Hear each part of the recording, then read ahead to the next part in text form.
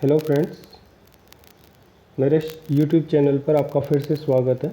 आज का हमारा टॉपिक है solution containing two volatile solvents और टू वोलेटाइल सब्सटेंस, जिसमें से एक को हम सॉल्वेंट और दूसरे को सॉल्यूट बोल सकते हैं। तो इसमें एक ऐसा मिक्सचर लेते हैं जिसके अंदर दो वोलेटाइल सब्सटेंसेस प्रेजेंट होते हैं। इन दोनों का एक होमोजेनियस मिक्सचर बनता है। इसमें से एक को हम मान लेते हैं कि ए है और दूसरा जो है वो बी है। अब ए और बी दोनों को लिक्विड स्टेट में एक कंटेनर के अंदर लेते हैं जहाँ पर इनके mole fraction X A and X B है। X A mole fraction of A in the liquid state and X B is the mole fraction of B in the liquid state.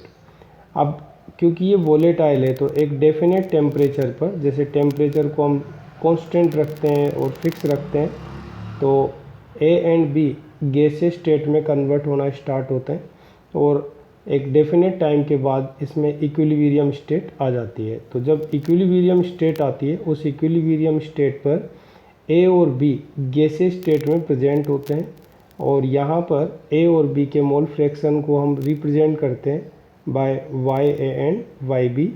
So Y and Yb are the mole fraction of A and B in the gaseous state.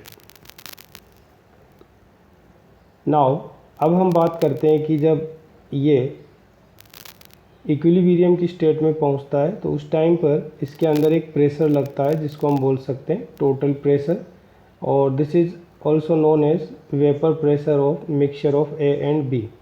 तो ये जो total pressure है इसमें दोनों का partial pressure होता है, यानी कि P A plus P B.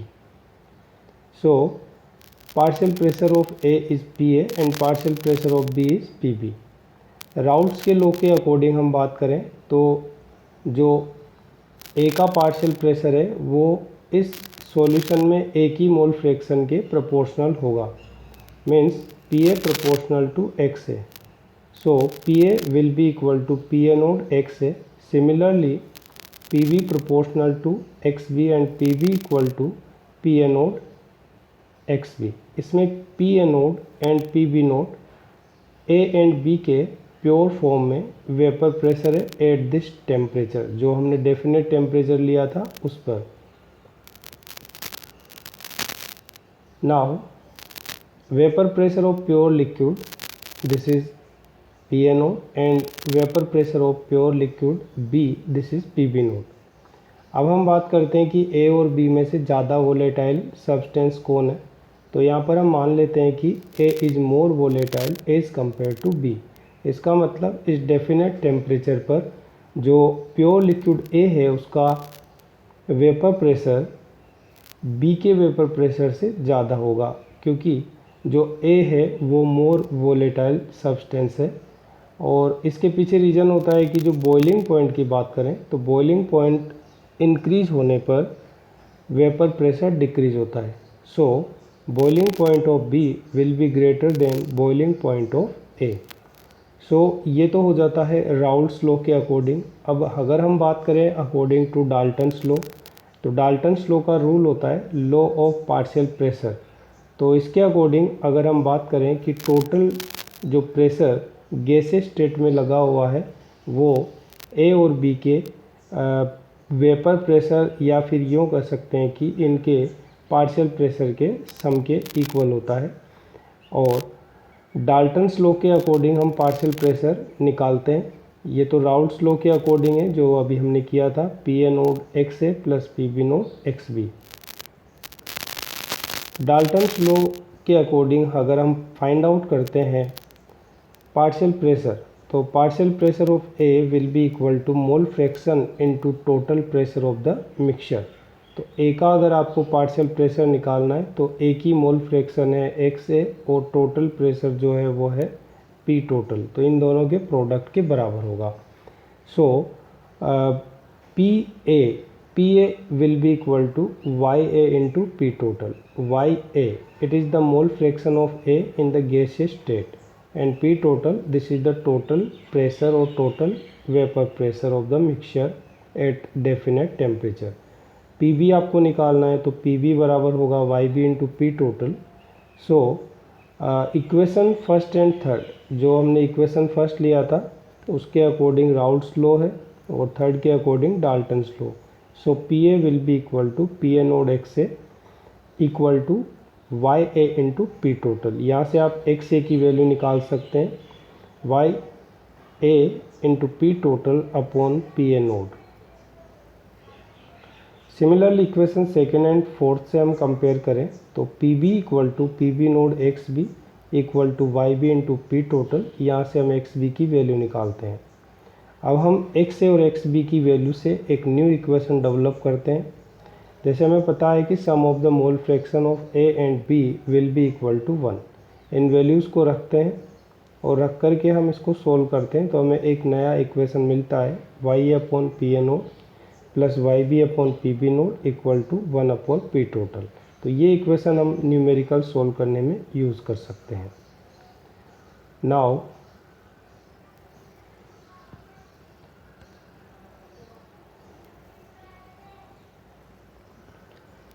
इसका ग्राफिकल रिप्रेजेंटेशन करते हैं कि इसको ग्राफिकली किस तरह से बता सकते हैं। तो जो हमारे पास में राउल्ट्स लॉ है, अगर कोई मिक्सचर उसको कम्प्लीटली फॉलो करता है तो उसका ग्राफिकल रिप्रेजेंटेशन होता है। जैसे हमने बोला कि जो A है उसका पार्शियल प्रेशर या वेपर प्रेशर ज़्यादा होगा as compare to vapour pressure of B।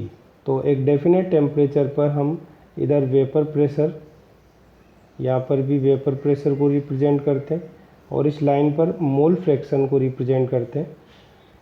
At this point the mole fraction of A is 1 but B is 0। It means इसके अंदर ओनली A प्रेजेंट है, B नहीं है, यानी कि प्योर लिक्विड A है। प्योर लिक्विड A का जो वेपर प्रेशर होगा वो होगा PA nought. Similarly at this point mole fraction of B is 1 and mole fraction of A is 0। It means this is the pure liquid B and इसका जो vapour pressure होगा that is the PB node. यहाँ पर हमने PB node को नीचे रखा है, यानी कम वैल्यू रखी है वेपर प्रेशर की, और जो वेपर प्रेशर ऑफ A है प्योर लिक्विड A उसका ज़्यादा रखा हुआ है, क्योंकि ये हमने यहाँ पर माना भी था। अब अगर हम ग्राफ प्लॉट करते हैं तो when we move from left to right then mole fraction of A decreases and mole fraction of B increases. तो यहाँ पर हमारा जो ग्राफ प्लॉट होता है इसमें A का मोल फ्रैक्शन कम होने के साथ जो PA है उसकी वैल्यू डिक्रीज हो रही है और B की जो मोल PB है वो इंक्रीज हो रही है, और ये एक टोटल वेपर प्रेशर को रिप्रेजेंट कर रहा है। तो इस तरह का ग्राफ हमें ऑब्टेन होता है राउल्ट्स लॉ के अकॉर्डिंग।